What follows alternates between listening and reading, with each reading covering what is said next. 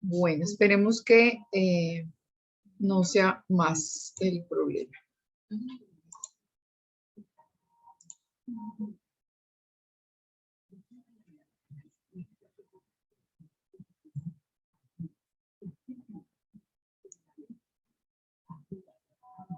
Bueno, bien.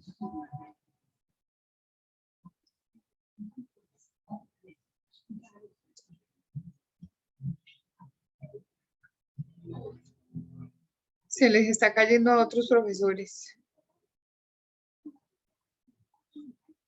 También. Bueno, entonces decíamos específicamente que nosotros tenemos acá una posibilidad de hacer el análisis crítico, y ese análisis crítico viene desde el significado, desde los elementos locales y específicamente también desde lo que es la forma, desde lo que es la narrativa, desde las expresiones que empiezan a sugerir unos determinados estados que yo puedo leer desde el punto de vista de mi convicción, desde el punto de vista de lo que yo siento, desde lo que yo creo que es específicamente digamos, la forma de escribir y la forma de contar sobre los acontecimientos. Así, por ejemplo, cuando vemos nuestra obra La Metamorfosis y lo que el autor, digamos, pretende, entonces dice, es un evento surreal, casi inverosímil, habla de deshumanización y de enajenación, se pone en tela de juicio el concepto de la estética, está muy marcada la transformación dejando de ser un ser humano y convirtiéndose en otra estructura de vida, que en este caso sería, por ejemplo, un insecto. Entonces, cuando uno analiza cada uno de estos aspectos, cada quien tiene un significante. Yo les había comentado que el significado es lo que define el diccionario que la cosa es o que la situación es, porque tiene una, digamos, concepto generalizado. Y lo mismo es para todas las personas en el mundo, así medio una estructura lingüística completamente distinta como vendría a ser el idioma. Entonces, de pronto, el significado de amor para la persona que habla alemán o para el que habla danés o para el que habla inglés o para el que habla español o para el que habla turco, pues es exactamente el mismo. La situación del significante es la que pertenece al individuo. El significante es el que le da su contenido propio. Un niño como este del personaje del perfume, que nace en medio del desamor, que nace en condiciones donde ya desde el principio su mamá intenta deshacerse de él, donde no ha tenido una figura materna que le enseñe acerca del amor, sino que por el contrario lo que ha tenido es una serie de institutrices y una serie de personas que han cuidado de él dentro del desamor, dentro del concepto del estigma, dentro del odio, dentro de la despreocupación, pues obviamente no es lo mismo que otro que nace en medio de una condición completamente diferente. El mismo Gregorio Samsa tiene una función muy utilitaria dentro de la familia y él es amado y querido mientras dé. Él es amado y querido mientras ofrece algo, pero específicamente cuando él deja de dar porque no puede dar porque se convierte en otra cosa y una transformación, entonces empiezan todos los rechazos y las situaciones y esto para cada quien implica algo diferente. Por lo tanto, tenemos estas dos miradas desde el punto de vista de la crítica. Otra cosa importantísima que hay dentro del tema crítico es comprender cómo se articulan las partes de los textos, es decir, las distintas historias y los distintos niveles de información. Entonces, nosotros debemos verificar si se comprende la estructura formal del texto y la función de sus partes. A veces hay textos que uno dice, bueno, ¿cuál es la idea central de esto? Recuerdan que ya habíamos hablado, por ejemplo, del párrafo envolvente, habíamos hablado del de síntesis. Entonces, lo primero que tenemos que hacer es encontrar dónde está la idea central. ¿Y cuál es la idea central?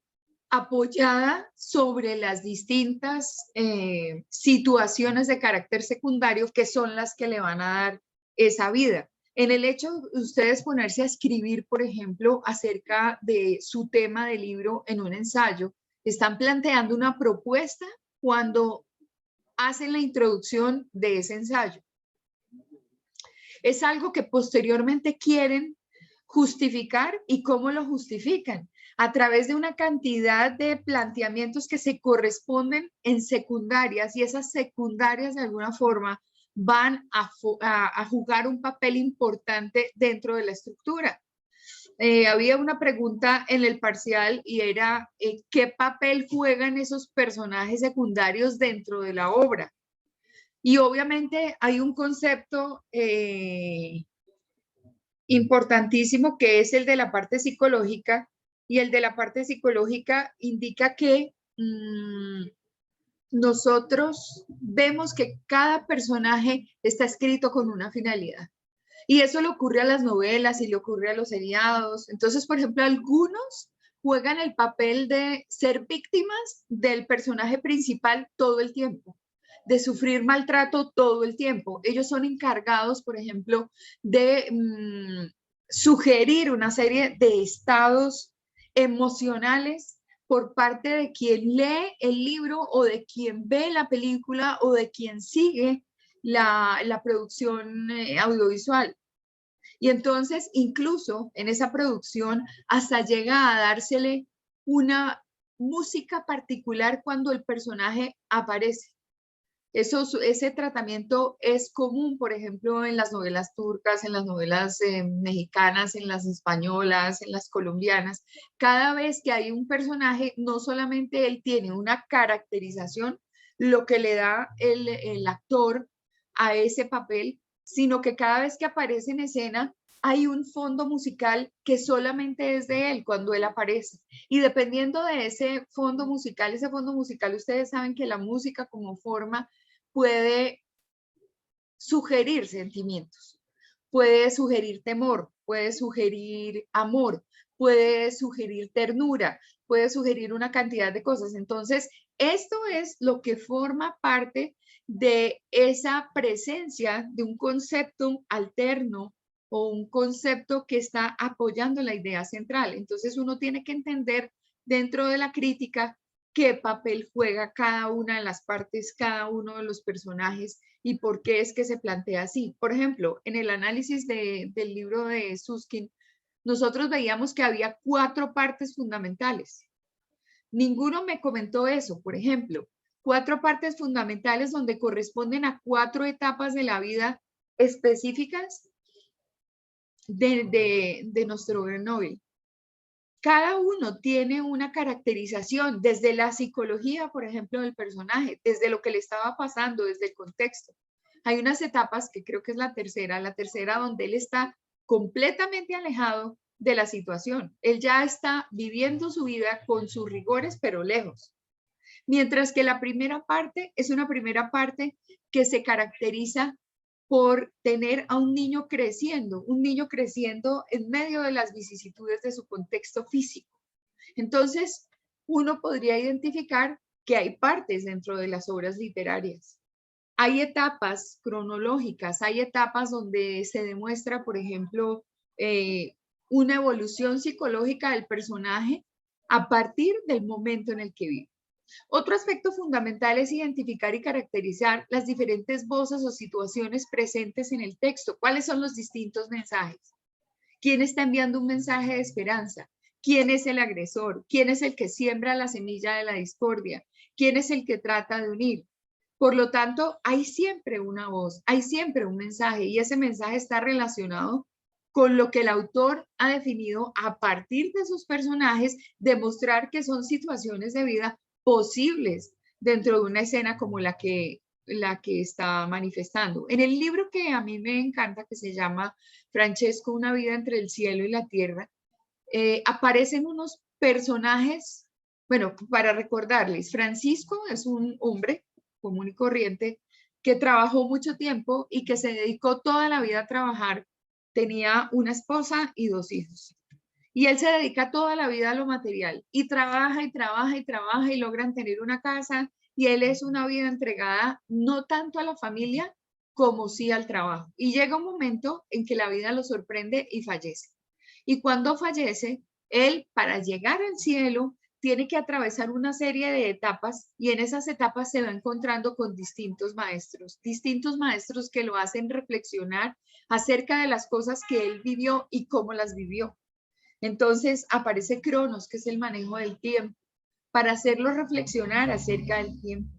Y así aparecen muchas figuras que le van enseñando de la vida y él finalmente va aprendiendo de lo que no hizo y de lo que no y de lo que hizo.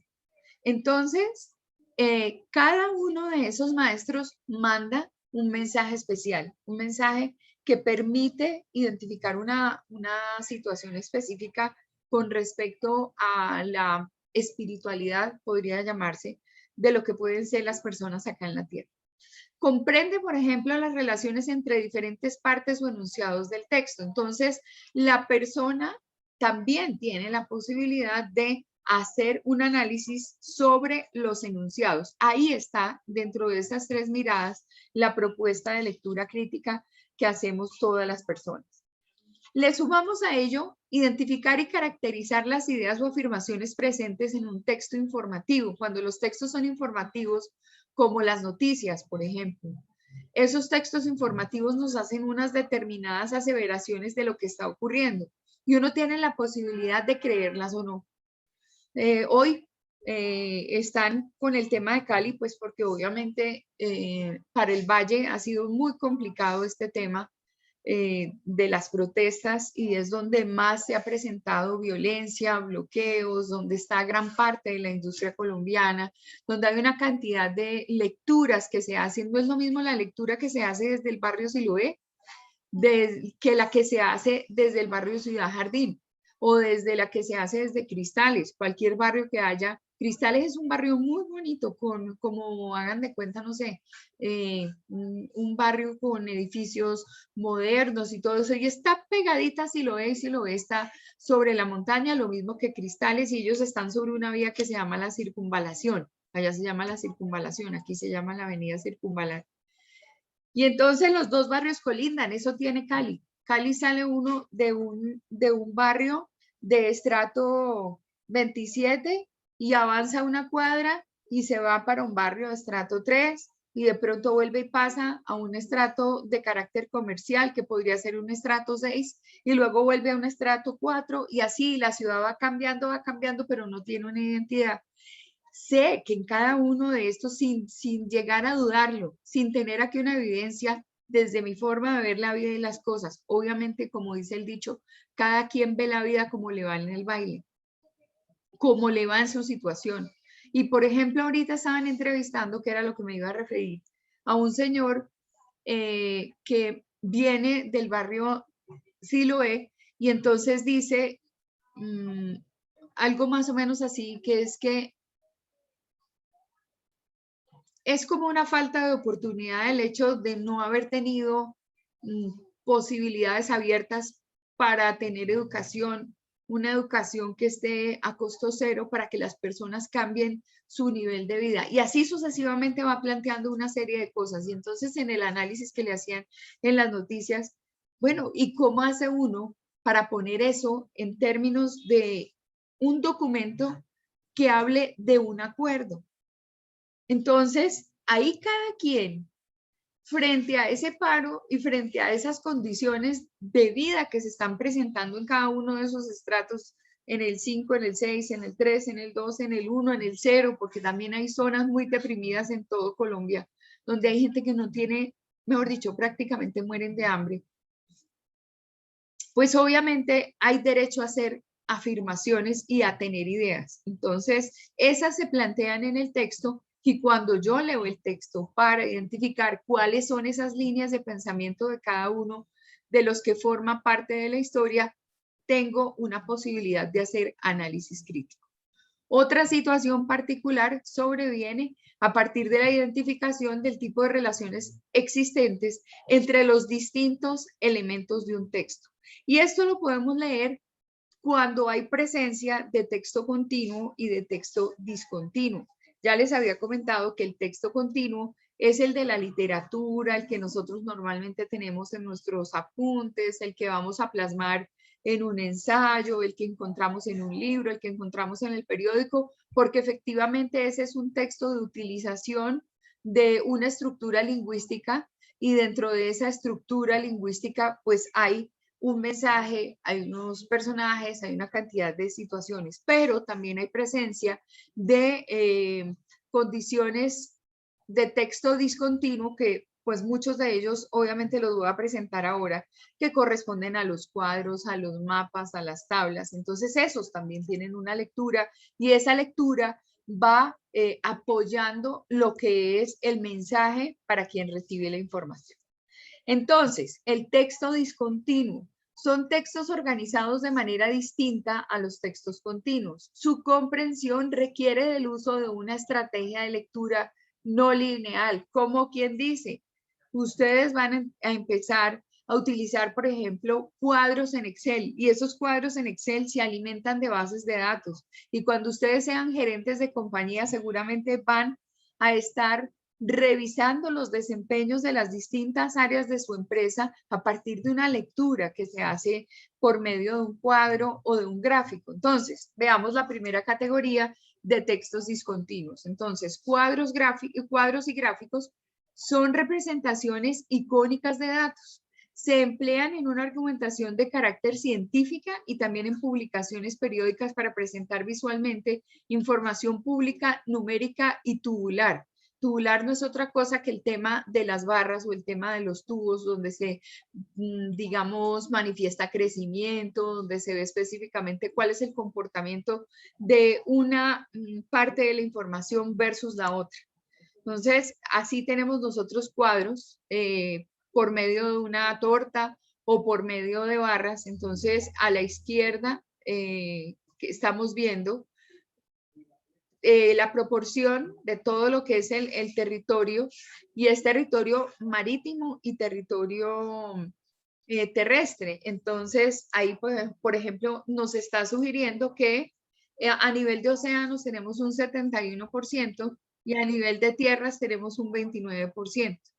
Entonces, ese es un ejemplo de un cuadro. El otro gráfico sería la incidencia de la pobreza. Entonces, hay dos lecturas porque va en dos vectores. Una es el tema de la lectura de los años y otra el porcentaje de población que está a la izquierda. Y entonces yo empiezo a identificar una serie de barras donde me dice que la incidencia de la pobreza en el 2004 ha sido el 49%, en el 2005 el 47%, el 2006 el 44%, así sucesivamente hasta llegar al 2010 con el 33%. ¿Qué lectura podríamos hacer de ese cuadro? Que año tras año ha ido bajando. ¿En medio de qué contexto? Eso sí no tengo ni idea, porque aquí lo que estoy poniendo es simplemente un ejemplo. Es para decirles que un cuadro tubular o de barras tiene una lectura particular y acompañaría un texto de carácter continuo si yo decido graficar la información. Eso a ustedes los ingenieros les fascina, porque para ustedes está más claro el tema de manejar el número, la gráfica y un análisis de lo que puede ser un análisis de texto discontinuo que la construcción del mismo texto en sí. Los ingenieros no se caracterizan por escribir. A todos les da pereza porque el número les gana, porque es una condición y yo no estoy diciendo que eso esté mal. No, está muy bien porque corresponde a la fortaleza que ustedes tienen como ingenieros. Fíjense que su mente es de carácter matemático. A ustedes les gusta la matemática, a ustedes les gusta la estadística. A una persona como yo, que es un comunicador social y que además tiene que poner de mucho de su parte para poder entender el número, entonces como que las fortalezas están más arraigadas dentro de los temas sociales, dentro de los temas de análisis social. Para mí el ejercicio central obviamente es el comportamiento de las empresas y las empresas dentro de sus estrategias. Ese es el chicle que a mí me gusta. Eso es lo que a mí me encanta. Y de pronto mirar un poco los números, me ha tocado aprender a mirar los números. Entonces, por eso es que aparece el tema de las inteligencias múltiples, donde cada uno de los profesionales somos diferentes. Por ejemplo, los de diseño gráfico son felices diagramando y felices sacándole partido a la imagen y al color y hacen una cantidad de análisis semióticos Y uno pues a veces puede ver una imagen y uno dice, bueno, aquí qué lectura le puedo hacer. A ellos les fascina como le fascina al artista, por ejemplo, al artista a partir de su pintura enviar un mensaje. Y entonces esa es su fortaleza. No sé cuántos de ustedes pintan. Yo si intento pintar un perrito, a mí me sale una vaca o me sale un mono porque no sé pintar de a mucho. Esa habilidad no la tengo. Ahí es donde están las inteligencias múltiples, pero cada uno tiene un saber diferente. Otro texto discontinuo es el de las tablas. Las tablas son matrices o cuadros de doble entrada que se organizan en filas y columnas. Por lo general, todas las entradas de cada fila, todas las columnas, tienen propiedades en común. Por consiguiente, los encabezados de las columnas y la designación de las filas forman parte de la estructura informativa del texto. Entonces, programaciones, hojas de cálculo, formularios de pedidos, que es lo que ustedes van a implementar dentro de sus empresas a nivel de control. No importa que lo dejen en la parte digital, lo que tiene de esencia es que es un texto discontinuo que para ustedes va a tener muchísimo valor de lectura cuando quieran hacer algo sobre las compañías que dirigen.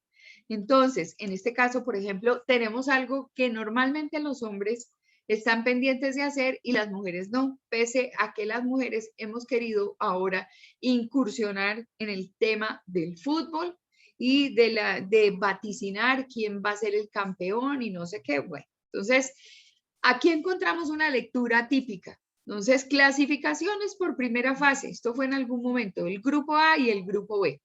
De un lado, como dice la definición, hacia la izquierda tenemos una información y sobre las columnas tenemos otra, y esto nos permite a nosotros, dependiendo del número de goles que hay ahí, identificar cuál es el comportamiento de cada uno de los grupos. Entonces, digamos, en el grupo A aparecen el equipo de Brasil, de Paraguay, de Bolivia, de Perú y del Ecuador. Y a la final, entonces van ganando como unos puntos y entonces saben quién va a clasificar, quién no va a clasificar, qué puntos le hacen falta, por qué lo sacaron digamos, del certamen, en fin, o por qué se salió del certamen. En el grupo B, el comportamiento de Venezuela, Colombia, Chile, Argentina y Uruguay. Esta es una tabla típica a la que uno le hace una determinada cantidad de lecturas. Y cuando las personas saben mucho del tema o simplemente son afiebrados a la temática, entonces ven ese cuadro y dicen, no, pero es que si fulano de tal metiera tantos goles, entonces podría sobrepasar a fulano de tal. Y el comportamiento es que viene haciendo X o Y cosa y entonces podría ser que llegara a pasar a la final. Y uno dice, uy, ¿y de dónde sacaron esas conclusiones? Pues de lo que conocen de fútbol y de lo que saben del comportamiento de sus equipos y de lo que es el deporte como tal. Entonces, esta es una tabla. Obviamente es solamente un ejemplo de tabla. Hay muchísimas tablas y muchísimos modelos de tablas y muchísima información que lógico nosotros en este momento pues no tendríamos a disposición, sino que simplemente es una sugerencia de encontrar dentro del texto discontinuo denominado tabla también una manera de informar. Encontramos los diagramas. Suelen acompañar a las descripciones técnicas. Por ejemplo, para mostrar las piezas que forman parte de un aparato doméstico. A los textos expositivos o instructivos que nos sirven para identificar cómo es que se va a instalar el aparato. Entonces, le agregan el diagrama y entonces ahí uno diferencia en el diagrama el procedimiento y uno está respondiendo a una pregunta, bueno, ¿cómo hago para instalar? Otra cosa también que puede presentarse es ¿cómo hago para que funcione? Y en ese orden de ideas nos encontramos esto.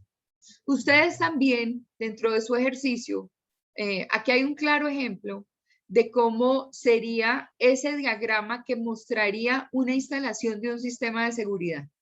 Entonces, tengo un computador de aquí, de esta mano derecha, de este lado de acá.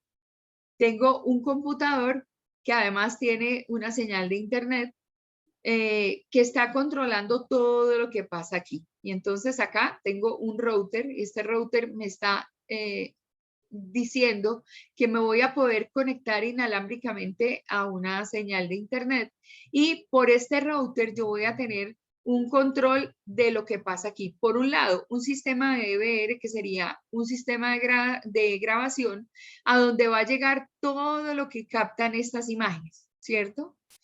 Por otro lado, tengo también a nivel de cable, por un cable UTP que tiene un conector RJ45, que es el propio de una cámara, digamos, es un tipo de cámara distinto. Esta es de domo, esta es una cámara análoga que también graba video, que tiene movimiento. Y entonces aquí hay una serie de cosas y entonces me está indicando qué fue lo que yo dejé. Y entonces allí tengo la diagramación de cómo va ese sistema que yo entregué. Hoy en día, cuando uno entrega soluciones, yo que estuve trabajando toda mi vida en integración audiovisual, cuando yo tengo un cliente o cuando tenía un cliente y le entregaba un proyecto, obviamente le tenía que entregar el diagrama, cómo fue instalado, quién controla, por dónde va el cable, cómo están conectados, cómo interactúan, cómo es posible que las cosas funcionen. Por ejemplo, en una sala de juntas donde se deja el computador, donde se dejan los micrófonos, donde se deja el control de la parte de automatización para bajar la luz automáticamente, para encender los micrófonos que están puestos sobre la mesa de juntas. Es decir, cómo se integran todos los equipos. Esto puede ser un análisis un poco complejo en la medida en que si yo no estoy enterada de cómo funcionan las cosas como cliente, el día que yo no tenga específicamente el funcionamiento de estos equipos, pues lo primero que van a hacer mis ingenieros es revisar qué fue lo que dejaron instalado y luego seguir una ruta para identificar dónde está la presencia del fallo, si fue que algún cable se rompió, si fue que algún conector, digamos, tuvo inconveniente en la red, es decir, de todas formas, nos ayuda muchísimo y nos dice, el diagrama nos sugiere temas, el diagrama nos sugiere cómo está conectada nuestra instalación y de qué manera nosotros podemos proceder con esa instalación. Por lo tanto, también tiene una historia. No lo está contando con palabras, pero sí lo está contando con figuras. Los mapas que son, bueno, mapas geográficos, me voy a dedicar al mapa geográfico, pero también podría citar el mapa de proceso. Ustedes como ingenieros industriales normalmente lo que hacen es identificar al interior de las compañías no solamente el flujo de información, sino también los procesos y pues están para optimizar los procesos dentro de la organización. Están para optimizar que no haya doble proceso porque es costoso para la compañía, porque tienen que ejercer control sobre la forma de producir físicamente mediante un mecanismo de producción, pero también de producir a partir de la efectividad de cada uno de los puestos de trabajo.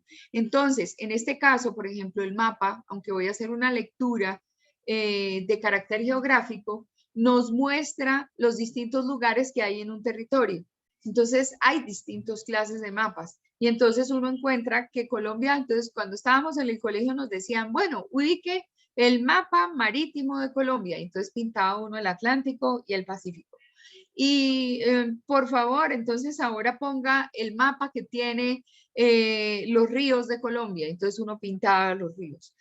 Por favor, pinte el mapa geográfico que tiene que ver con cordilleras, con accidentes geográficos. Y entonces uno pintaba las bahías, las ensenadas, pintaba las distintas cordilleras, la central, la oriental, la occidental, el nudo de Paramillo, bueno, todo lo que uno pintaba en el colegio para conocer su país desde una figura denominada mapa. Ahora haga la división política de Colombia, entonces uno dividía por departamentos. Ahora póngale color a lo que son intendencias y a lo que son, en fin, todos los análisis que ustedes le pudieran haber hecho a un mapa. En este caso, entonces, no solamente le muestra a uno los lugares determinados, sino los mapas temáticos que indican relación entre los lugares o por qué es que se está haciendo esta presentación. Muy bien, entonces aquí tenemos un mapa como cualquiera que ustedes conocen. Los formularios son otro tipo de texto discontinuo. Son textos con estructura y formato preciso que invitan al lector a responder preguntas según las pautas. las emplean en organizaciones para recopilación de datos. Entonces, hay formularios de Hacienda, formularios de inmigración, formularios de visado, cuestionarios estadísticos. Cuando uno tiene que reportar a nivel contable los impuestos porque tiene un comportamiento de productividad de la organización, entonces uno tiene el formulario del IVA, el formulario del RTICA, el formulario de renta, bueno, de tantas cosas. Entonces, obviamente la presentación de esos formularios me está llevando dentro de la información el estado de la compañía y lo que supuestamente le tributó al Estado en el caso de presentación ante la DIAN. Pero los formularios que ustedes dejan para que sus empleados, para que las personas que están vinculadas a su organización determinen, por ejemplo, la productividad y determinen los movimientos, ustedes dejan formularios que las personas diligencian y ustedes hacen una lectura de lo que hay en esta información particular. Muy bien, aquí tenemos un ejemplo de formulario, dice solicitud para autorización de impresión y uso de documentos. Entonces, tenemos un documento que está normalizado porque tiene pues una identificación, tiene un número, las facturas, los recibos de caja. Por lo general, todo movimiento que tenga que ver con dinero lleva de la mano un formulario. Los que son contadores utilizan todos estos formularios para que mes a mes vayan dando una lectura a cómo va la compañía. Ustedes como gerentes de compañía esperarían que el área contable les dijera cómo se ha movido, por ejemplo, el producto, qué producto tiene más rotación, cuáles productos dentro del inventario son necesarios de tener, pero tienen una rotación de 1 o 2 veces al año y eso es una barbaridad porque el inventario se convierte en un inventario que no tiene realmente razón de ser. Entonces ustedes le ponen el ojo a eso específicamente. Están mirando la relación de costo con el tema de utilidad. Eso viene siempre en los formularios. La parte contable le manda a uno los listados de inventario, le manda los comportamientos de los distintos sectores, cómo se han comportado en la venta. Uno sabe si uno está creciendo, está quieto, está decreciendo. Entonces, como ingenieros y como presidentes de compañía van a determinar una estrategia de crecimiento. Haciendo el análisis van a proponer que el crecimiento de la empresa sea de un 20% sobre el año anterior, o de un 10% o de un 30%, no lo sabemos, pero obviamente los formularios tienen una información importantísima para la toma de decisiones. Y esa es una lectura a la cual ustedes le hacen una mirada crítica para asumir cuáles son esas estrategias que ustedes como responsables de la gestión van a tomar dentro de la organización. Otro tipo de de texto discontinuo es el de las historietas. Entonces, ahí volvemos a un esquema de entretenimiento, de lectura, de conocimiento. Entonces, la historieta es una narrativa gráfica. Es una serie de dibujos que se van constituyendo a partir de la estructura en relato. Pueden tener texto como no pueden tener texto. Por ejemplo, las historietas, los dibujos animados que aparecen en los periódicos son textos discontinuos. Lo mismo que el tema de caricatura. El tema de caricatura, por ejemplo, Blado. ¿Ustedes reconocen a Leida? ¿Alguien conoce a Leida?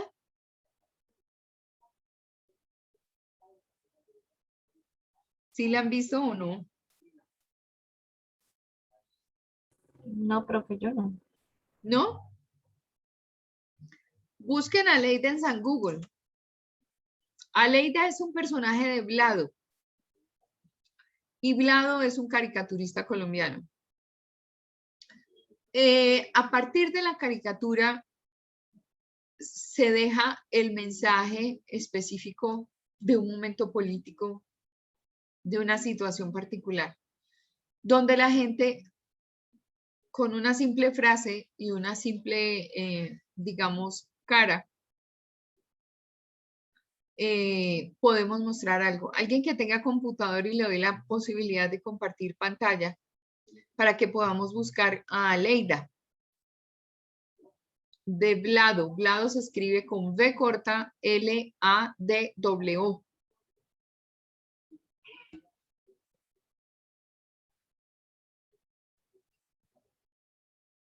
¿Lo encontramos? ¿Alguien lo está buscando?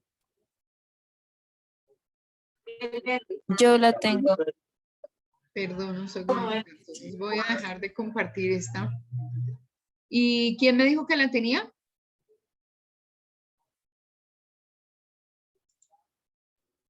Yo. Aquí, Loreli, ya, 2 segundos. Entonces, en ese momento creo que vas a poder compartir pantalla.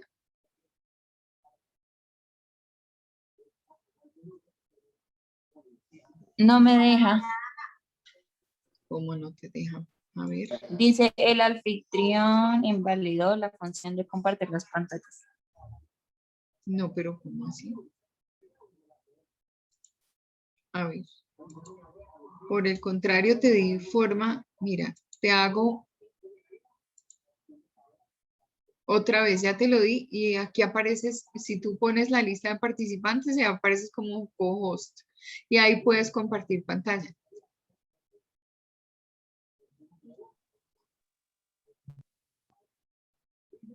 Me colocaste de anfitrión en el celular. En el otro dispositivo estoy en el compu. Ay, perdóname, chinita. Entonces, espérame, es que no había visto eso.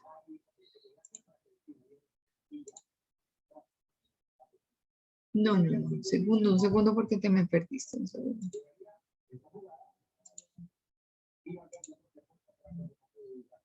Ya la tienes.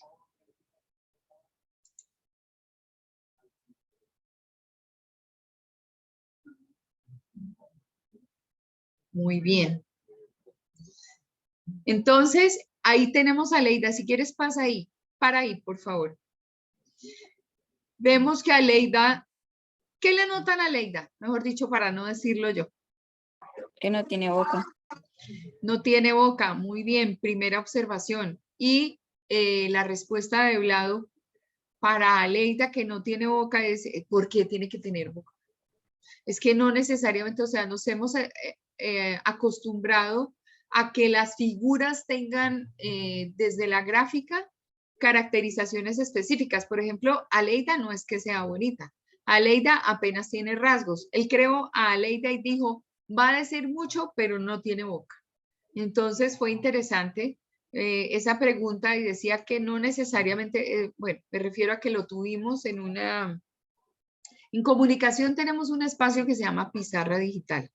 Y en pizarra digital, por lo general, solemos invitar a personas que tienen que ver con el periodismo, con la comunicación, y son personajes de reconocida trayectoria y hablan con nuestros estudiantes y los tenemos en un conversatorio. Hagan de cuenta que teníamos hablado en esta reunión. Y entonces cuando yo le pregunto, le digo, bueno, Aleida, ¿por qué teniendo tanto que decir no tiene boca? Y me dice, bueno, ¿y a ti quién te dijo que tendría que tener boca? No, a mí se me ocurrió pintarla así, sin boca, y ya la dejé porque pues ya estaba como, no soy experto, digamos, como en esa parte estética, sino que a mí me gusta mostrar a esta figura que es mi personaje, al que le he dado vida, al que es un personaje frente a la opinión pública, pero dije, no va a tener boca.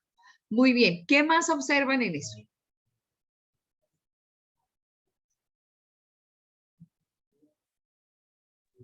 Profe, se puede ver también que a pesar de que no tiene boca, ella, pues su rostro expresa muy bien, no sé, como emociones. O sea, en una se ve que está pensativa, en otras se ve que como que está triste, afligida. Sí, exactamente. Es muy expresiva con los ojos. Esa es la parte de la expresión de Aleida que te dice en qué está pensando o qué está diciendo. Entonces, en este texto discontinuo, para que ustedes lo analicen, está la figura de Aleida que tiene una caracterización general, que dice mucho con sus ojos, que son grandotes, grandotes, pero lo que constituye esta información, que es una caricatura, está arraigada en la mezcla de un texto corto con una imagen. Y ese es el texto discontinuo. Entonces leamos, por ejemplo, qué dice en algunos. Dice, ¿será que todos llevan dentro un pequeño No sé qué es lo que dice ahí. Tú que lo tienes, Loreli, puedes leer, porque es que acá no alcanzo a leer. ¿Cuál? Estaba leyendo este. ¿Será que todos llevan dentro un pequeño quién?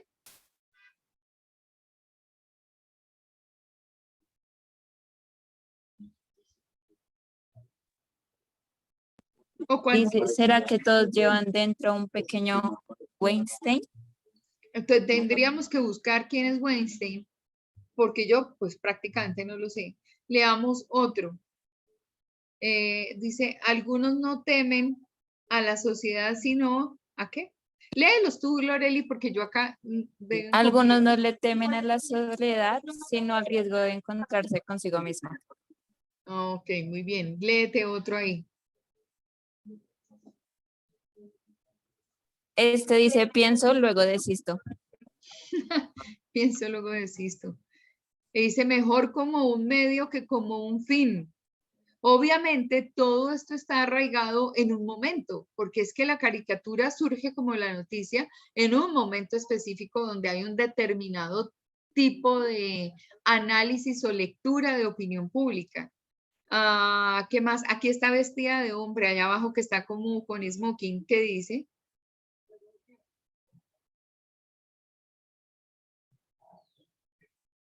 Si una mujer madura actúa como joven, es una Cuchi Barbie. Si es un tipo, es un James Bond. Si ven el tema de lectura con la mujer, muy bien. Acá tiene un gato por este lado. ¿Sí? Ah, no, no tiene un gato. Es como tu cursor que lo veo como gato. Pensé que era un gato. Ah, no, mejor dicho. ¿Qué dicen las otras? Ahí hay una en la que está fumando. Esa. Dice, una cosa es morir por un hombre, otra cosa es vivir con él. Muy bien. Todas estas imágenes las pone Vlado en Revista Semana. Entonces tiene frases del día, tiene el resumen. Acá hay una en la que está peinada y está dando la espalda, no dice nada. ¿Qué dice esta chiquitina? ¿Qué dice? El hecho de que uno tenga relaciones con un tipo no significa que no quiera relacionarse con él. Hágame el favor. Es una forma de pensar, es una forma de ver la lectura de la sociedad. Este es el ejemplo perfecto de un texto discontinuo, que es por caricatura. ¿Podrías buscar también una de Mafalda, por favor? Y gracias por tu apoyo.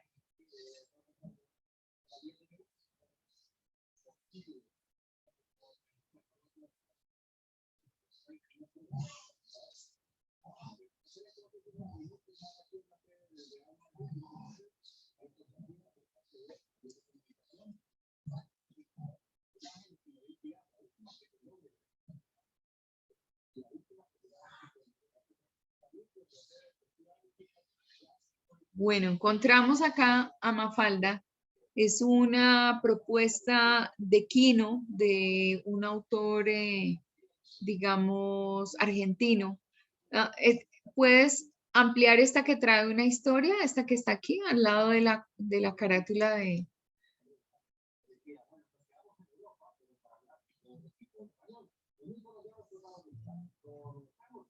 Qué pena, y tú pues tendrías que contarnos qué estás viendo o tratar de ampliarla un poco para leerla.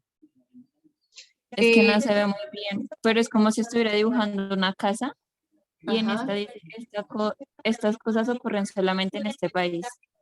Acá está hablando con alguien y no alcanzó a leer.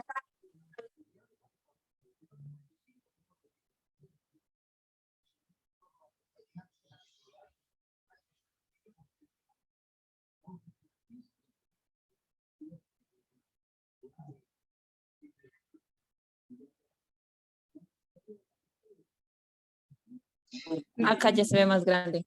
Ah, ok. Bien. Entonces ella le dice, vos sos un buen papá. Y él le dice, creo que sí. Yo no veo. Se nos cerró.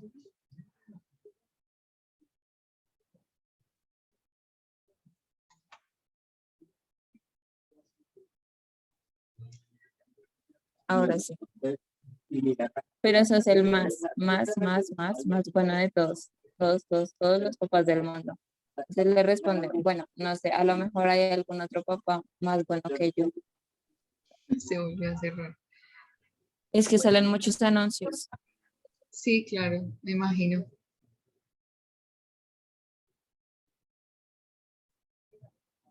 Entonces, pues ya le responde, bueno, no sé, a lo mejor hay algún otro papá más bueno que yo. Y ella se enoja y se va y dice, lo suponía. Como quien dice, ella creyendo que tenía el más, definitivamente. Y pues es decir, las dos están, son dos ejemplos de texto discontinuo. El de arriba, el de la casa, y el de abajo, el del padre. Seguramente era el día del padre o algo así. Y el de arriba, algo que estaba haciendo como a nivel de construir como una casa. Pero obviamente estas lecturas uno no las puede hacer si no están inmersas dentro de un contexto, ¿no? Mafalda, por ejemplo, siempre se caracterizó por no gustarle la sopa. Por ser sumamente crítica. De hecho, hay muchos memes y muchos mensajes que mandan de Mafalda que ya no son del mismo autor de Quino, sino gente que piensa como Mafalda, que utiliza a Mafalda para su mensaje y, digamos, le va adicionando conceptos. ¿Encontraste otro que fuera interesante? Este me gusta. Ella le dice, pues están como conjugando verbos. Yo confío, tú confías, él confía, nosotros confiamos, vosotros confiáis, ellos confían. Y al final le dice como que manga de ingenuos, ¿no? Sí, claro. Buenísimo, ese es el texto discontinuo. Gracias, Loreli. El texto que te permite a ti, con muy poco texto, pero con un mensaje muy claro y muy oportuno, identificar a un personaje, y es un personaje que, digamos, manda un mensaje. Mira este que está acá, Mafalda, como tiene al mundo y lo tiene en estado crítico, lo tiene con una bendita y está como muy pensativa y muy triste, lo tiene como cuando uno se amarra la cabeza porque tiene dolor de cabeza y lo tiene en cuidados intensivos. O sea, ay, perdón, un segundo. Se va a apagar mi computador.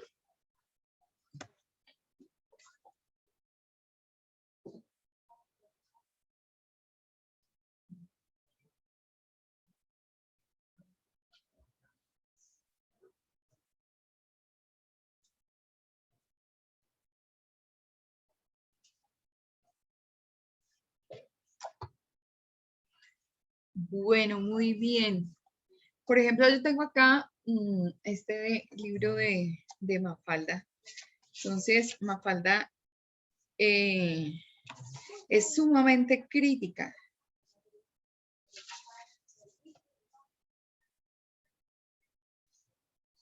Dice, está hablando con la mamá y le dice, ¿el jardín de infantes es una carrera, mamá? Y la mamá le dice, no, ¿qué va a ser una carrera? Entonces, cuando lo termine, no tendré que, menos mal, puntos suspensivos, y la mamá se queda mirándola. Dice, te juro que siendo tan chiquita, no quería, mamá, no quería, te juro, no querías que tener que irme del país como todo el que termina una carrera. Entonces, obviamente es una crítica de carácter político a la situación que vive Argentina. Este es el texto discontinuo. Tú tenías ahí, de pronto ampliaste en el país una noticia, hubo un momento en que pasaste por algo y tocaste algo.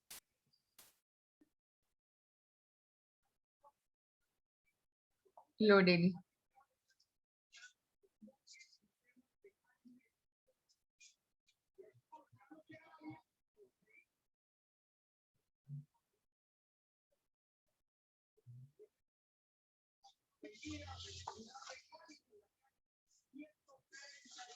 Mientras lo encuentras, mira, miren este. Platos voladores, Dios mío. y se pone a pensar y patea y dice, ¿y por qué habiendo mundos más evolucionados yo tenía que nacer en este? O sea que se constituyen también en un elemento crítico y Mafalda es un personaje. ¿Conocían esta caracterización del texto discontinuo y de las distintas caricaturas? ¿Alguna vez lo leyeron? Mire, paren el mundo que me quiero bajar. Es una lectura muy crítica, ¿no?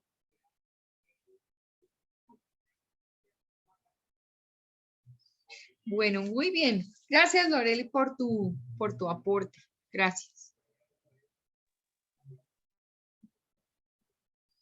Bueno, bien, entonces yo voy a volver aquí a compartir pantalla.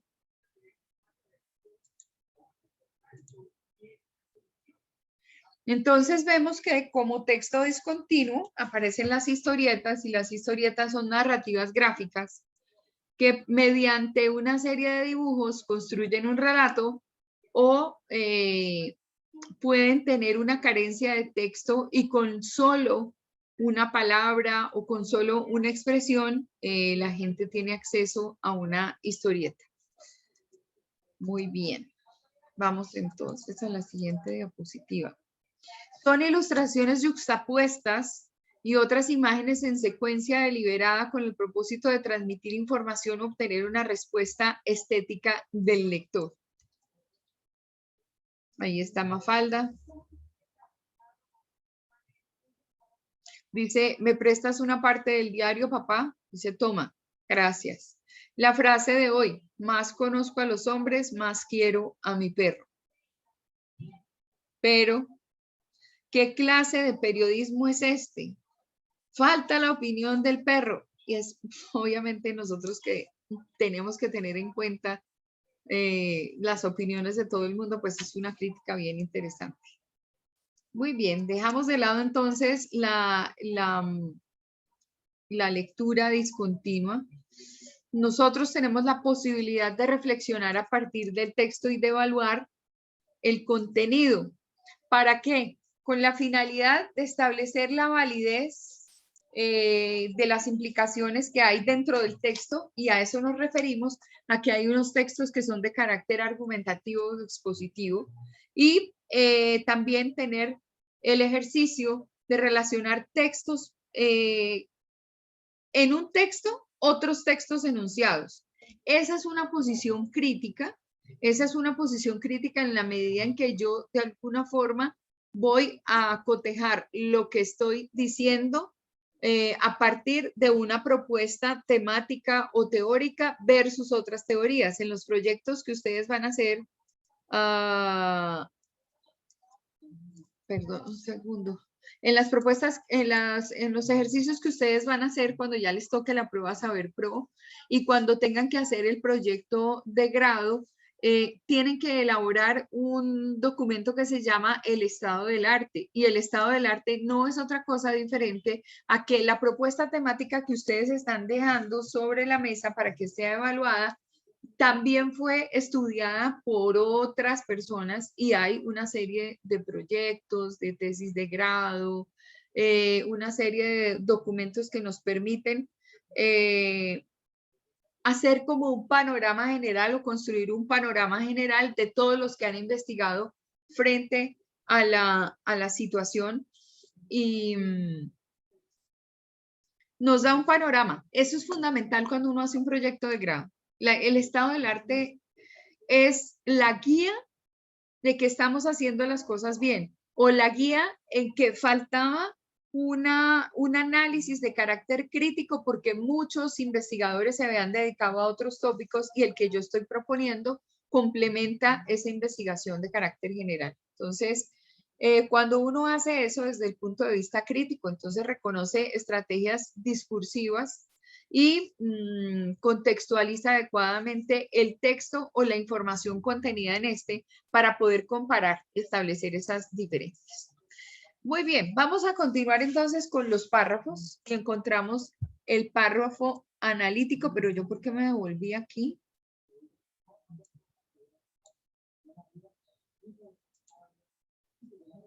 Segundo. Aquí lo que pasa es que vengo con la clasificación de todos los tipos de párrafos para que los tengan presentes. Y si quieren hacer un análisis del tipo de párrafo a partir de, pues, de sus libros y de sus cosas, tengan las herramientas necesarias. Entonces, encontramos el párrafo analítico o lineal, ya lo había mencionado, es el que se caracteriza por tener un encabezado y a partir de ese encabezado vamos llevando al lector hacia las ideas centrales, hacia lo que es complementario y la precisión de la idea central. Como lo que ya les había mencionado en una clase anterior, la responsabilidad es la virtud más excelsa que pueden poseer los seres humanos y que nos identifica como personas. Ella es la que hace que el hombre busque la superación, que ame a sus semejantes, llámense hijos, padres, hermanos o amigos, que desarrolle el sentimiento de solidaridad y convivencia humana. Como quien dice, la parte fundamental de la idea va al inicio del párrafo. Habíamos mencionado también el párrafo sintético o envolvente, que se caracteriza porque la idea central aparece en los renglones finales. Entonces, vamos haciendo una exposición de los distintos componentes que tiene ese texto para dejar al final del párrafo la gran conclusión o la exposición de la idea central. En este caso, tendríamos como, a pesar que había perdido a todos sus hijos en la guerra y que su esposa había muerto tempranamente, a pesar que había fracasado con algunos negocios, llevándose de paso de gran tajo una fortuna, a pesar que vivía en la más completa soledad, perdido en la inmensidad de la casona, solo acompañado por dos criados, a pesar de ello, don Adriano mostraba siempre una tranquilidad de ánimo envidiable. Entonces, exponemos una cantidad de situaciones para luego concluir. Ese es el párrafo sintético o envolvente. El párrafo completo es el más difícil de todos porque no sabemos en qué parte del escrito está la idea central. Entonces, ese es el que se encuentra normalmente en los textos de carácter literario. Entonces, aquí tenemos al pasaje de la vorágine, donde decíamos la Madonna está cavilosa, su disimulo es incompatible con mi paciencia, a ratos he querido reducirla con amenazas, hablarle de Barrera y de los enganchados, obligarla a revelar todo, otras veces desligado de la esperanza intento resignarme a los caprichos del destino, a la fatalidad de los sucesos sobrevinientes, dándoles la espalda por sentirlos llegar sin palidecer. José Eustacio Rivera de la Vorágine. Entonces, ¿dónde está el eje central de esta? Es difícil encontrarlo. ¿Por qué? Porque lo que sugiere es que en esa dura situación en las que estaban en ese momento por este territorio que era productor de caucho, obviamente había una insurgencia y había también un confrontamiento entre aquellos que dominaban y los que eran dominados. Entonces, esa idea central está comprometida con todo el párrafo, pero yo la tengo que extractar. Entonces, es como el análisis crítico que hago a partir del párrafo complejo.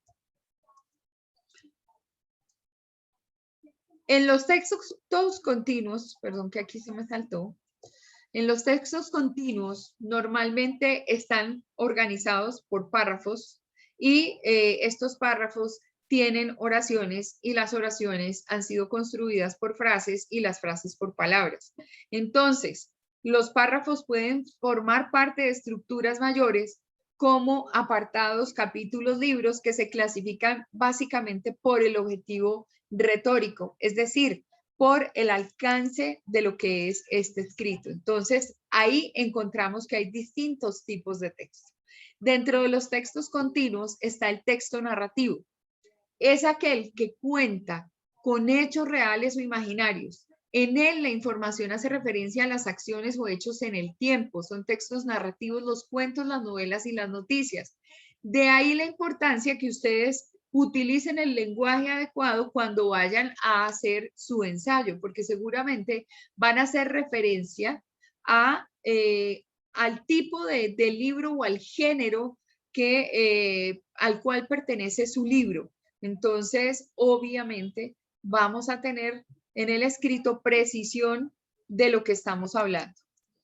Otros, este es un texto narrativo, por ejemplo, su estructura se caracteriza por lo siguiente. Hay un marco o escenario, así podemos nosotros identificar el texto narrativo, y en el escenario aparece obviamente el lugar o el tiempo, que es donde ocurren los hechos y el tiempo en el que ocurren los hechos, o sea, los momentos históricos o los momentos particulares donde se desarrolla la historia. Hay unos hechos que se van enumerando poco a poco, y estos hechos mencionan lo que puede ser un indicio, que puede ser la existencia de algo, o sea, lo que utiliza como recurso el autor para desenvolver la trama. Entonces, eso que a lo que hace mención el escritor haciendo narración de lo que nosotros estamos recreando en nuestra mente, entonces puede generar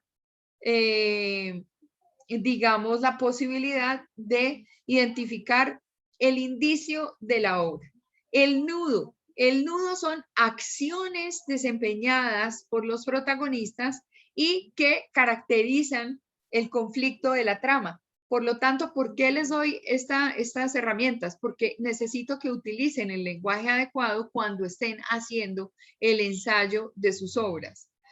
En el desenlace, hay un desenlace que son las posibles conclusiones que puede tener el protagonista y los personajes secundarios, que son los que apoyan el desarrollo de toda esta obra.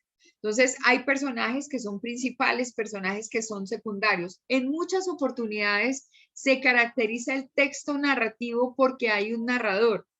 No sé si en los libros que ustedes eligieron hay una persona, una figura que va contando las historias, que va diciendo, y llegó a tal parte, y entonces fulano de tal, que se caracterizaba por tal situación, se dio cuenta que X o Y cosas pasaban. No sé si alguno ha descubierto la estructura de texto narrativo en su libro. ¿Alguno lo ha tenido ahí? Yo sí, profe. ¿Qué libro es el tuyo? Saray, ¿qué libro es? ¿Cuál? Orgullo y Prejuicio. ¿Y encuentras la figura narrativa? Sí, eso va, si no estoy mal, como en la mitad del libro, que es donde empiezan a narrar, bueno, cierta parte de por qué los dos personajes son así. Ok, ¿quién más? Dijo que yo también. Yo, profe. Cuenta, Moni, ¿cuál es el libro tuyo? El alquimista. Ah, ok. Y entonces, ¿qué pasa en el alquimista para que lo compartas acá, para identificar el texto narrativo? Digamos que hay momentos en el que como una persona externa empieza a narrar los hechos que van pasando en el libro. Entonces, digamos que ahí mirando lo que está en el cuadrito sería como el omnisciente, porque digamos que, pues según lo que he visto, pues digamos no hace parte como tal del libro.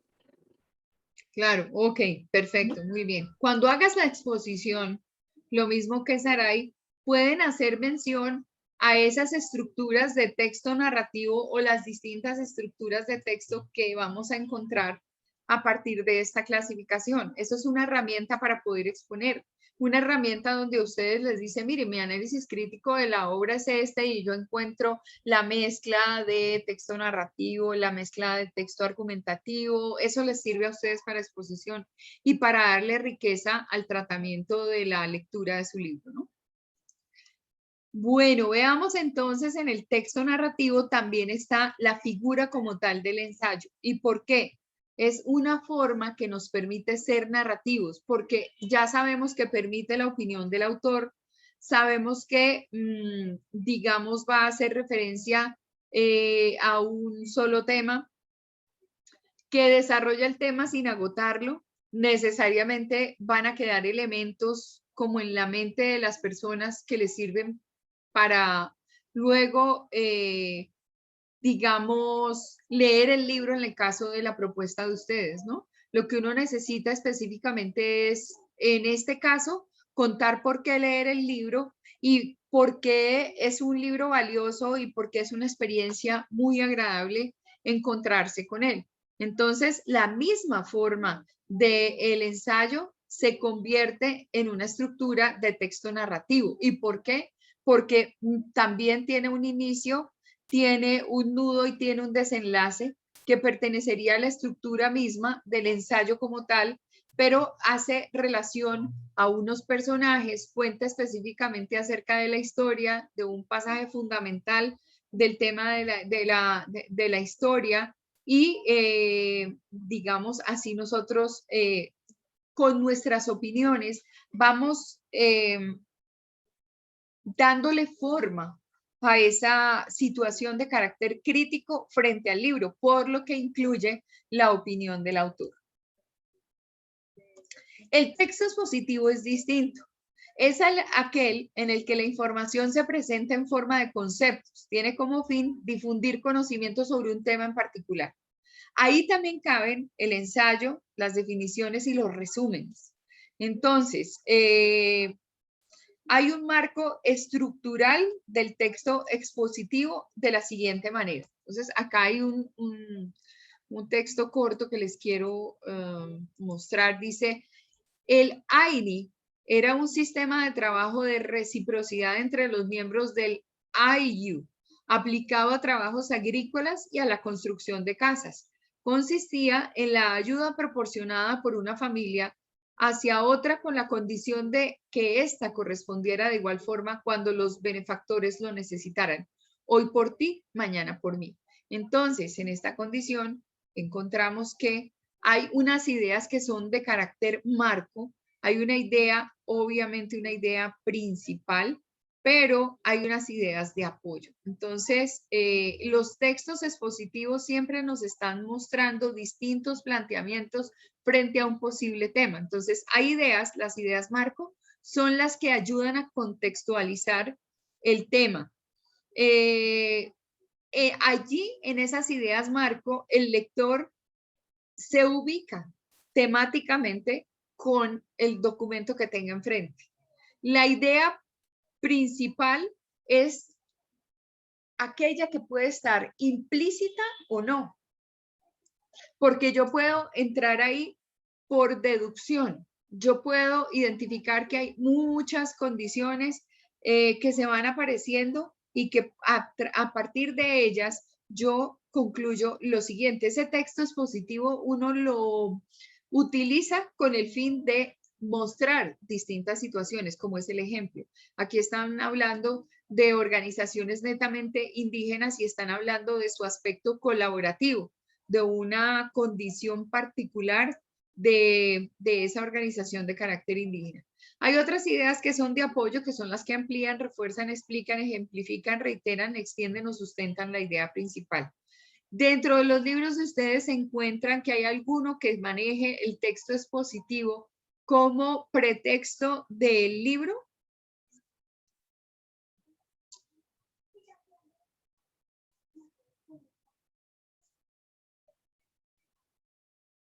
Analicen por allá lo que está pasando con sus libros.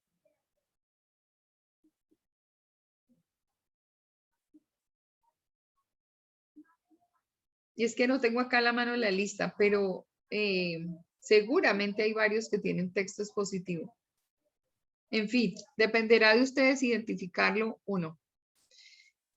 El texto expositivo y narrativo utiliza nuestra metodología de las 5W para que el lector tenga las consecuencias necesarias de la metodología, de identificar sobre quién recae la acción y sobre las preguntas en las que se le da desarrollo a la temática propuesta.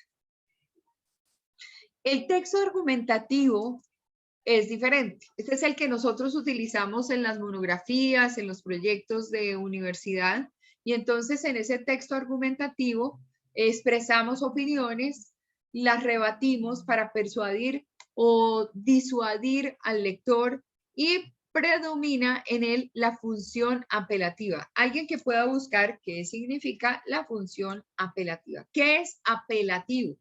La definición de apelativo.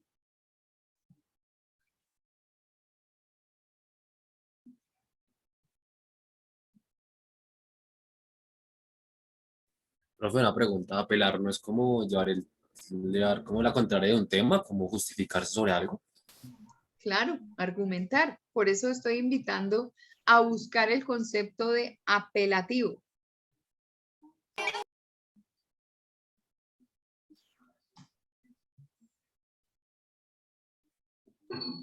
A ver quién la encuentra para completar aquí la idea.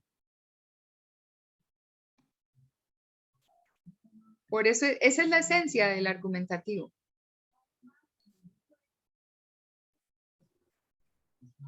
Dice, ¿me escucha? Sí, señora Lili, adelante. Apelativo, dice, es un sentido estricto. Un apelativo es aquella palabra que es utilizada para calificar a una persona o cosa, enfocándose en las características del mismo. De igual forma, esta palabra puede ser definido como el término utilizado para reemplazar el nombre propio de un objeto o persona. Ok, muy bien. ¿Alguien encontró otro aporte desde lo apelativo, desde el texto apelativo?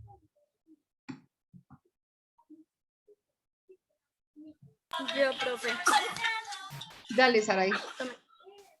Dice, la función apelativa es un tipo de función del lenguaje empleada con el propósito de llamar la atención de un receptor para obtener su parte de una respuesta o inducir una reacción. Por ejemplo, cuando una persona dirige a otra una pregunta por la que se espera una respuesta, se habla de la función apelativa. Perfecto. En ese orden de ideas, ¿qué pasa con el texto apelativo? El texto apelativo, aquí vamos a ver el ejemplo. Ay, ¿y por qué no salió? ¿No está? No. Ay, no. Bueno.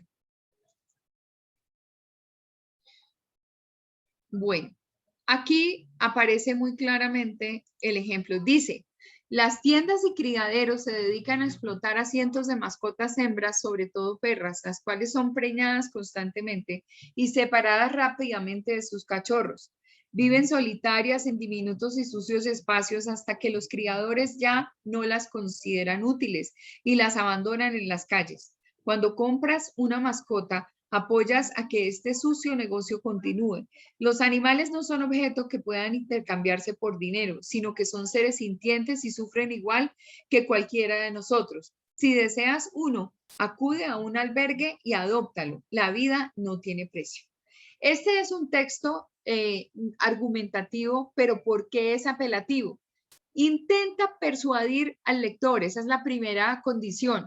¿Y por qué? Porque el objeto es tratar de convencer y de lograr una acción por parte de quien lee. En este caso es evitar que se sigan comprando perritos en lugares donde se está comercializando una raza en particular, o como todos estos sitios que tenemos alrededor de la Caracas, donde sabe uno que no los tienen en una buena condición y que detrás de eso hay unos negocios donde la gente se dedica a la explotación de estos perritos para que tengan cachorros y cachorros y cachorros al punto de que los dejan paralíticos, al punto de que los lastiman demasiado en su aparato reproductor, después los tiran en la calle y son víctimas de maltrato permanentemente. Entonces el texto está invitando a que el lector no siga apoyando la práctica de la compra de un animal. Está indicando que nosotros debemos tener una responsabilidad con una cantidad de especies, no solamente esas, sino, por ejemplo, las especies silvestres que no habría desde ningún punto de vista que tener bajo una condición de cautiverio. No lo dice este texto en particular, pero son mensajes que se mandan. Entonces, el texto apelativo suele encontrar un instructivo, suele encontrar un discurso, suele encontrar una función apelativa del lenguaje donde se haga una referencia a nivel de texto para poder lograr el objetivo. En este caso, ¿cuál sería el objetivo? Pues buscar que la gente no continúe más con estas prácticas. Entonces, es importante ver el texto argumentativo porque la función de ella es justamente entender que el autor tiene un mensaje para dar y ese mensaje para dar es lograr un cambio o generar una acción. Y fuera de eso, desde muchos puntos de vista, logra dar la opinión luego de haber investigado, obviamente, y luego de haber expuesto una situación de carácter complejo. Algunos tienen dentro de los libros que eligieron textos argumentativos como eje central del escrito,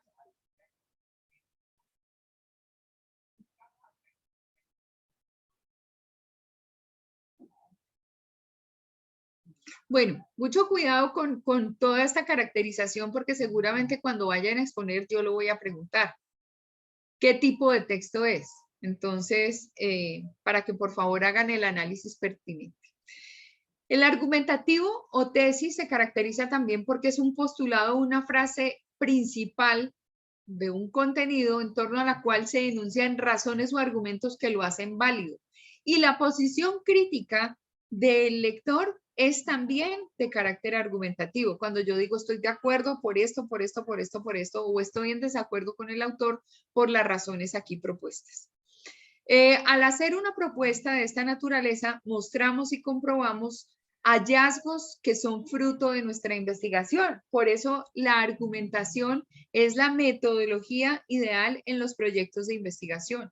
Cuando utilizo no solamente el texto argumentativo, sino que la investigación y el mecanismo de la argumentación es el eje central de mi propuesta mediante el proyecto para poderme graduar.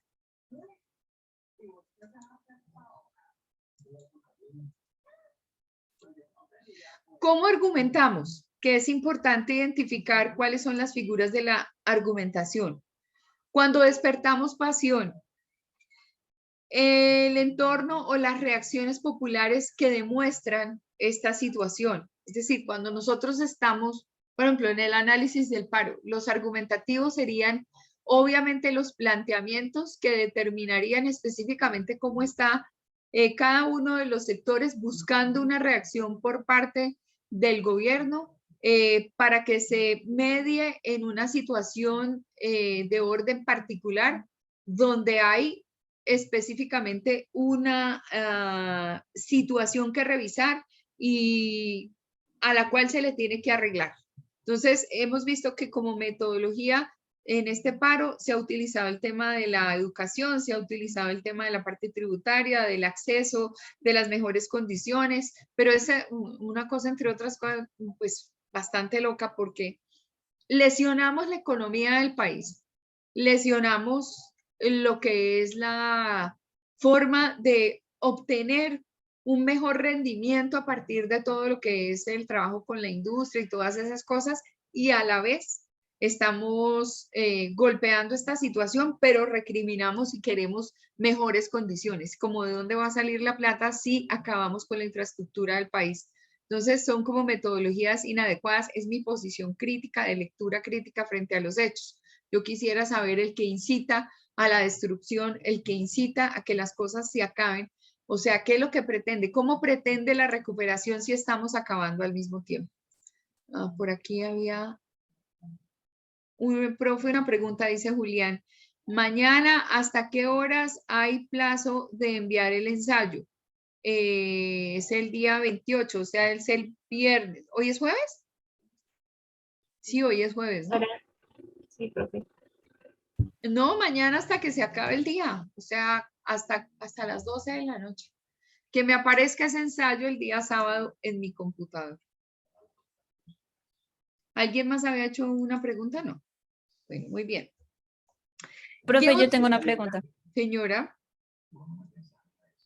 Es que no sé si para la exposición del libro es necesario hacer como diapositivas.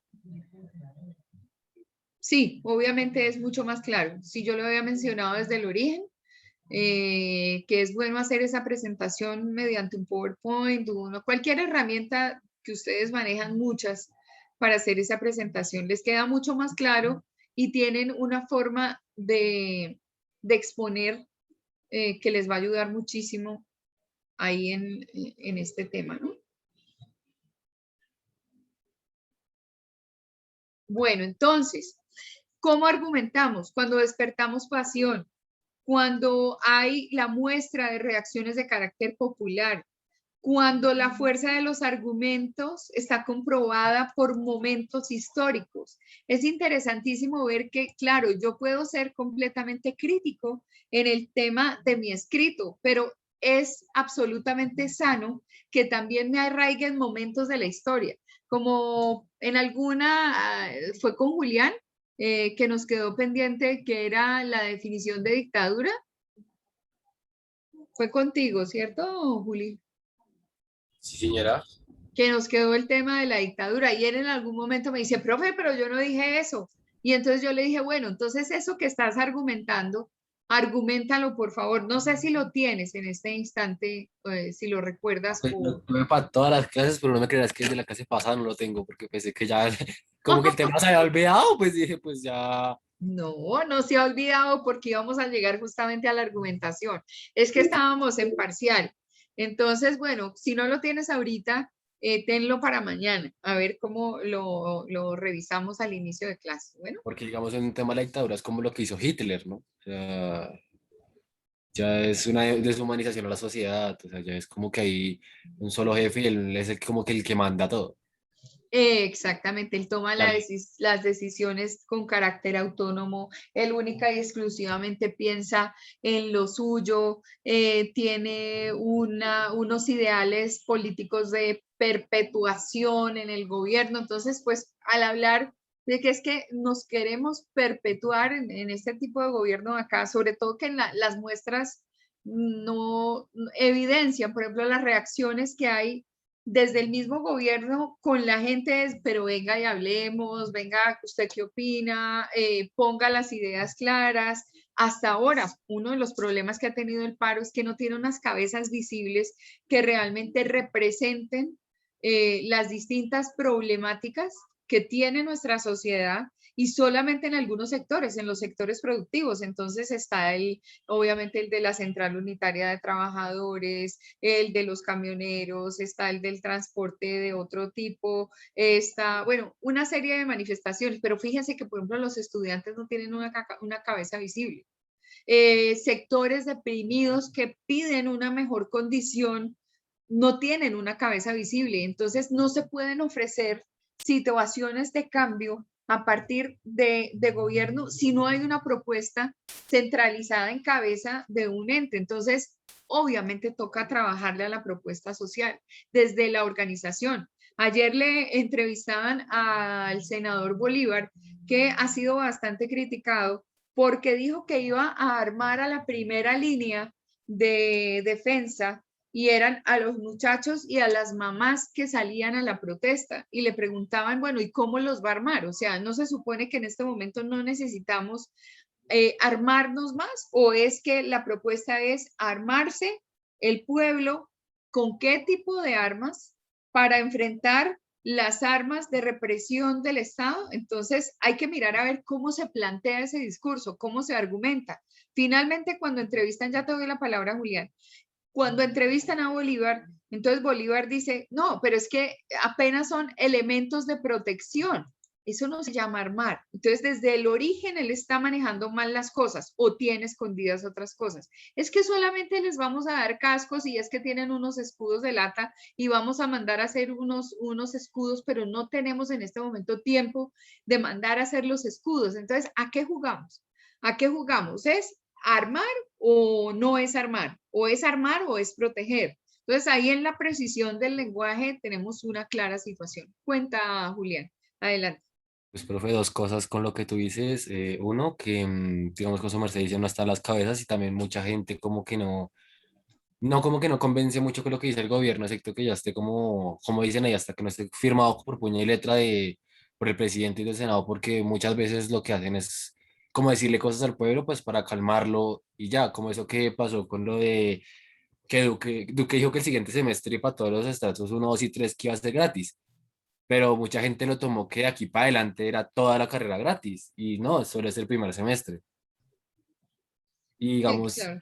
eso lo hicieron como para calmar a la gente, porque el que entendió que era para toda la universidad dirá, ya nos están escuchando, pero no, simplemente lo hace como para tranquilizar un poco al pueblo y ya. Claro, lógico. Hay que entender realmente el discurso del otro. Por eso es que es necesario profundizar en el análisis, en qué es lo que se está diciendo y cómo se está diciendo.